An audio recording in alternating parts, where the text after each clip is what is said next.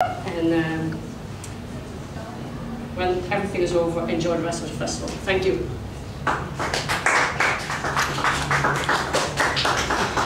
I woke up this morning and just thought, I'm going to change the whole subject of this little chat, because I was going to talk about street food. I was going to talk about wandering around the soys, the back alleyways, where you can find good food and what you should be looking for. But then I thought, no, bugger it. We're in a veritable, venerable old library, and I thought to myself, maybe those backwaters I should be swimming through should be old recipe books. Possibly more appropriate, given the setting, possibly more entertaining, not necessarily more current though. Thai food is a baffling thing. It's baffling because there are just so many aspects that you can wander through, whether it be the regal food, the palatial food, the aristocratic food called a Han Chao Wang of the 18th and 19th century, or whether it be the back alleyways and gutters of modern day Krung Thep, Bangkok, where you can eat, if not as regally, possibly just as happily. I first became interested in Thai food about 30 years ago, no, 30 years ago I think, when I first arrived here in the 1980s, when Bangkok was a very, very different city and still had, I think, some extraordinary food. Well, it still does, of course, but there was more extraordinary food then, because there was still a greater contact with the past and the uniqueness of its food.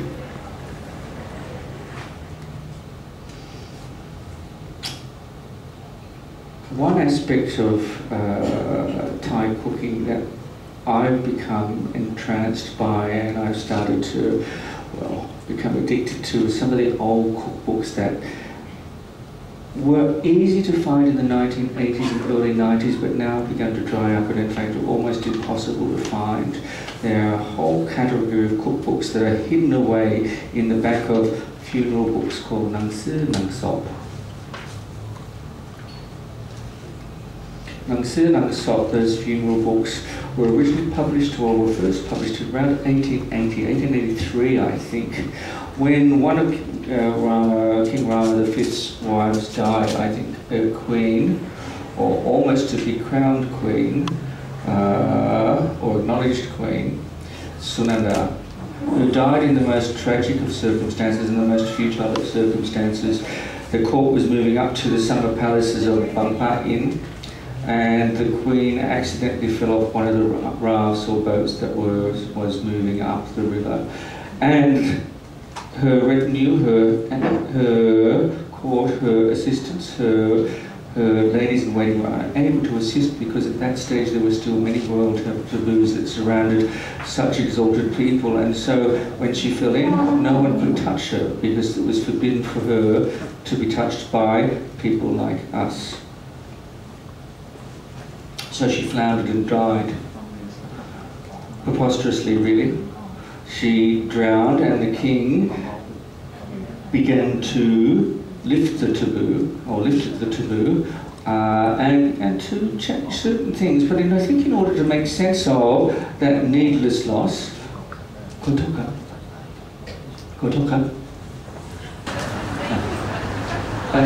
in order to make sense of that needless loss, and in some ways possibly to make no forward the king decreed that if people could, if they were wealthy enough, they ought to publish a book. And Nang Si Nang Sop, at the time of a person's funeral, to recount the life of the deceased. And often those books would include the interests and hobbies of the person who died. Not strange then, I suppose. A lot of those books have recipes in them because, as you know, you're here in Bangkok, Thais love their food. The first cookbooks, the first Nung started to be published around 1890. I've got a few of those old ones, but really they came into their own in the 1920s, 1930s, up to about the 1960s, because they were also considered to be a way to broadcast knowledge into the people. I've got some crazy books that talk about nuclear fission,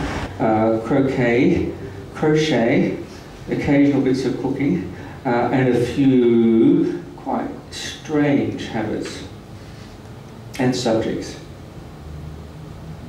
But buried in the back of some of these books are some treasures, some real culinary treasures that you just don't see in Bangkok anymore. Around the same time, though, a little bit later, the first cookbooks began to be written.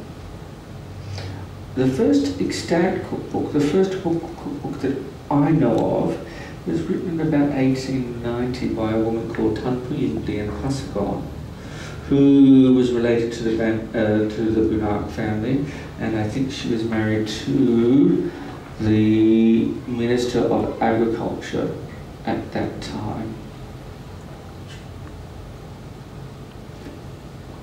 She published this book, which was unusual for its time because it actually began to give amounts of recipes. It actually gave some quantities, because before then, Thai food was a loose affair, learned by rote, learned by actually cooking in a kitchen, not learned by book, where recipes were remembered and taste recollection was exercised stringently. But writing down of